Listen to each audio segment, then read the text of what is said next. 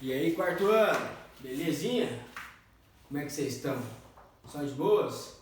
Estou aqui hoje com a minha bandana do Vida Galileu, minha super bandana. A gente tem um conteúdo bem bacana aqui. Nosso conteúdo de hoje vai ser religião católica na América Portuguesa. Mas professor, o que é isso? Nós vamos estudar agora o capítulo 5. Capítulo 5. Se eu não me engano, página 58, né? Deixa eu conferir aqui. Isso mesmo. Página 58, a catequização dos indígenas. Nós vamos falar um pouquinho sobre o processo de catequização. Catequizar é você se converter ao catolicismo. Muitos de vocês são católicos, muitos de vocês já fazem inclusive a catequese, né? Então sabem o que é. Quem é evangélico não faz catequese, mas faz escola dominical. É quase a mesma coisa, né? É uma espécie de iniciação à religião. Você vai ser apresentado, você vai fazer parte daquele ritual, daquela religião. Pessoal, vamos pensar um pouquinho aqui. Olha só. Hoje, a maioria das pessoas no Brasil, a maioria, não são todos, são cristãos. O que é ser cristão, pessoal? O que é ser cristão? É ter uma religião que acredita em Jesus Cristo. Acredita que Jesus Cristo, né, é filho de Deus, morreu e ressuscitou para salvar o pecado, né, para salvar a humanidade dos pecados. Então, quem acredita nisso é chamado de cristão. Quem são os cristãos mais comuns aqui? Católicos, a igreja católica é muito comum, e também hoje em dia tem muitos que se fala evangélicos, né? O correto é chamar de protestantes, mas muitos a gente hoje em dia chama de evangélicos. Pessoal, hoje em dia quase ninguém, por exemplo, faz adorações ao deus Tupã, que era um deus conhecido dos povos tupis, né? Por que a maioria dos povos hoje são cristãos, católicos, muitos deles também evangélicos, e por que não possuem religiões indígenas? Pessoal, as religiões indígenas, elas vão ser combatidas, é verdade, inclusive muitas vezes com violência, né? Não deixavam os índios continuar adorando os seus próprios deuses. Também não deixavam os escravizados africanos que vinham da África continuar adorando os seus outros deuses, né? Mas mesmo assim eles tentavam. Enfim, pessoal, nós vamos começar a estudar aqui a presença da Igreja Católica, dos padres católicos no Brasil. Como que o Brasil se tornou um país principalmente católico? Por que aqui não é muçulmano? Por que aqui não tem diversas religiões, né? Por quê? Vamos lá. Desde o início, então, religião católica na América Portuguesa. Desde o início das grandes navegações, que nós já estudamos, né? As grandes navegações foi aquela época em que os europeus buscavam novos caminhos comerciais para chegar até a Índia, conseguiram chegar até a Índia, acabaram chegando também à América, deram a volta no mundo, aquela coisa, né? Mudou muito a culinária mundial, e etc, etc, etc. Desde aquela época, Portugal e Espanha, que são os países que fizeram as grandes navegações, eram países católicos. Na época só existia, no início das grandes navegações, só existia a Igreja Católica. A Igreja Evangélica só a partir de 1500 e pouquinho, né? Então, pessoal, Portugal e Espanha já eram muito ligados, já tinham alianças com a Igreja Católica, né? Todos os navios portugueses, todos os navios espanhóis que iam para o oceano tinham um padre. tinham um membro da Igreja Católica, né? Tinha sempre a presença de um religioso ali. Vamos lá, então tá. Por que a Igreja Católica sempre esteve junto com Portugal e com Espanha? Por que a Igreja Católica, quais eram os interesses dos papas, dos bispos naquela época em se associarem a Portugal e a Espanha, ao entrarem nos navios, né, e atravessarem os oceanos? Qual que era o interesse dos padres católicos? Expandir o poder da igreja. Quanto mais fiéis uma igreja possui, mais poderosa ela é. Aumentar o número de fiéis. Olha só, né? A ideia da igreja era pegar os indígenas, por exemplo, que nunca tinham ouvido falar em Jesus e torná-los cristãos. A ideia também depois era pegar os povos africanos e transformá-los em cristãos, ou seja, converter, transformar a pessoa que tem uma religião em outra religião, no caso a religião cristã. Eu aposto que a grande maioria de vocês é cristã, alguns católicos, alguns evangélicos. Existem várias outras religiões, pessoal, muitas outras religiões. Na verdade, se você for olhar o mundo inteiro, a maioria das pessoas no mundo não acreditam em Jesus Cristo, né? Não seguem Jesus Cristo, por exemplo. Então vamos lá. A ideia era converter o maior número de pessoas ao cristianismo, ao catolicismo, né? Tornar os índios cristãos. E também era combater as religiões chamadas pagãs. O que é isso? Os cristãos, os padres, chamavam de paganismo tudo que não era católico, tudo que não era igreja cristã era católica. Então, por exemplo, os índios adoravam os deuses do trovão, isso é paganismo. Os índios adoravam os deuses do rio, isso era paganismo, né? Os índios faziam rituais, danças para que viesse chuva, isso é satanismo, isso é paganismo. Ou seja, os padres chamavam todas as religiões que não eram cristãs de pagão. Quem não era cristão era pagão, tá? E a igreja queria combater isso, acabar com essas outras religiões. A ideia da igreja era que todo mundo deveria se converter ao cristianismo, né? Católico quer dizer universal, né? Igreja católica, religião católica, quer dizer religião universal. A ideia deles era converter todo o mundo, né? E aí, pessoal, nessa ideia da igreja lá na Europa, lá na Itália, o Papa, lá em Roma, no Vaticano, vai se associar, vai se aliar aos reis para aumentar o poder da igreja católica.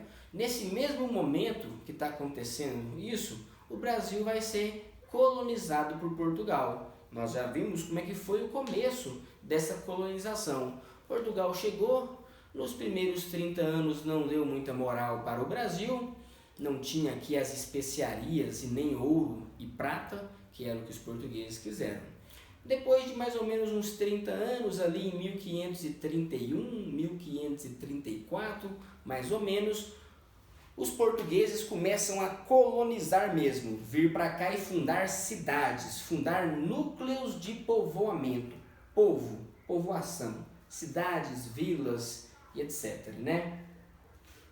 E aí, pessoal, sempre que os portugueses vinham para cá, tinha também a presença de religiosos, né? E os primeiros padres vieram aqui junto com os primeiros portugueses. A primeira coisa que Pedro Álvares Cabral mandou fazer quando chegou aqui às terras do Brasil foi fazer rezar uma missa. Foi feito, né? Derrubaram uma árvore, fizeram uma cruz, penduraram essa cruz e rezaram uma missa. Ok? Vamos lá.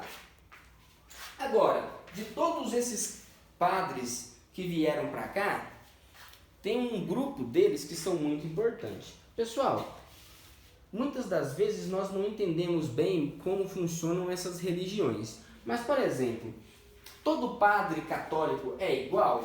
Não. Você pode ver se você for em igrejas diferentes aqui em Anápolis, até a roupa do padre vai mudar um pouquinho. Existe um padre que é da ordem do grupo dos franciscanos, de São Francisco de Assis. Existem padres que são capuchinos, da ordem dos capuchinos. Existem padres que são jesuítas, que é esse aqui que nós vamos estudar. Padres que são jesuítas. Pessoal, em 1534, 34 anos depois dos portugueses chegarem aqui, lá na Itália vai ser criado uma ordem católica. Dentro da Igreja Católica vai ser criado um grupo de padres chamado jesuítas. Na verdade, chama-se a Ordem da Companhia de Jesus, CIA de Jesus. Por isso que chama de jesuíta, né? Mas também, pessoal, existem outros nomes que as pessoas usam para se referir a esses padres da Ordem da Companhia de Jesus, chamados de inacianos, porque quem criou esse grupo chamava Inácio de Loyola. Inácio de Loyola hoje é considerado um santo pela Igreja Católica, ou soldados de Cristo. Por que soldados de Cristo? Santo Inácio de Loyola era um soldado, um militar, e ele vai criar uma disciplina entre os padres. Os padres viviam quase que dentro de um quartel, né? Eles tinham quase um treinamento militar, mas em vez de guerrear, eles tinham um treinamento para converter as pessoas ao cristianismo. Esse grupo de padres aqui, pessoal, os chamados jesuítas, tinham a principal intenção de ir para as diversas regiões do mundo, principalmente do mundo que não era cristão, que não conhecia Jesus Cristo, e converter as pessoas ao cristianismo, converter as pessoas a essa religião. E no Brasil, esses padres jesuítas tiveram uma importância muito grande. O primeiro jesuíta chegou aqui junto com o governador geral, junto com o representante do rei de Portugal, lá em Salvador, em 1549. E os jesuítas, depois disso, passam a ser um dos religiosos mais importantes do Brasil. Entre as coisas importantes que os jesuítas fizeram, entre as características desse grupo de religiosos, na nossa aula aqui ao vivo eu vou mostrar, inclusive, a cena de um filme, se a internet permitir, né? A cena de um filmezinho que mostra quem são esses padres jesuítas, tá? Então vamos lá. Esses padres, pessoal, perceberam o seguinte: como é que eu vou converter o índio se o índio não entende nada que eu falo e eu não entendo nada que o índio fala? Então, os primeiros padres aprenderam a língua tupi, a língua indígena, fizeram uma gramática, fizeram um livro organizando a língua dos indígenas. E aí os padres aprendiam o tupi, conversavam com o índio na língua deles, para tentar converter o indígena na língua dele, usando a cultura dele. Interessante, né? Os padres eram muito inteligentes. E o que esses padres jesuítas fizeram? Criaram os primeiros colégios no Brasil. Inclusive, pessoal, a cidade de São Paulo hoje, ela teve origem, né, com o primeiro colégio que os jesuítas criaram aqui no Brasil. O Colégio de São Paulo da Vila de Piratininga, hoje conhecida como São Paulo, a maior cidade da América Latina, né? Uma das maiores do mundo. Então, uma das maiores cidades do mundo foram criadas por esses padres jesuítas aqui. Pessoal, eles conseguiram converter os povos tupi, muitos povos guaranis também, aquela região do Rio Grande do Sul, do Paraguai, de Santa Catarina, Paraná, toda aquela região lá, muitos povos indígenas se tornaram cristãos, passaram a andar vestidos, deixaram de viver todos numa grande oca, passaram a morar cada um com as suas esposas nas suas casas, aprenderam o trabalho agrícola e o trabalho na pecuária, passaram a viver como cristãos, né? Mas nem sempre eles abandonavam as suas crenças, nem sempre eles abandonavam os seus deuses, né? Muitas cidades no Brasil foram criadas a partir desses grupos de jesuítas, como é o caso famoso aqui em Goiás de Crixás, uma cidade aqui que foi fundada, né, por esses religiosos aqui. Eles ficaram muito ricos, pessoal, porque esses padres ganhavam fazendas, ganhavam terrenos, né? E aí eles convertiam os indígenas e os indígenas trabalhavam para os padres, né, galera? A vida aqui também não era mil maravilha, não. Os indígenas trabalhavam para os... É claro, não sofriam castigos, não eram escravizados nesses aldeamentos, mas tinham que trabalhar muito. E os padres jesuítas ficaram muito ricos, cara. Tinham fazendas de gado, milhares e milhares de cabeças de gado. Tinham fazendas, os hervários de erva mate. Erva mate é o que se faz o chamate, faz o chimarrão, o tererê. Também, pessoal, se destacaram aqui, isso aqui é muito importante, eu quero que vocês peguem, as drogas do sertão. O que era droga do sertão, pessoal? São produtos naturais típicos, né, das florestas brasileiras. O guaraná, pimenta, baunilha, canela, anis, o açaí talvez pode ser visto como uma droga do sertão. Esses produtos que eram naturais aqui das florestas brasileiras. Como os índios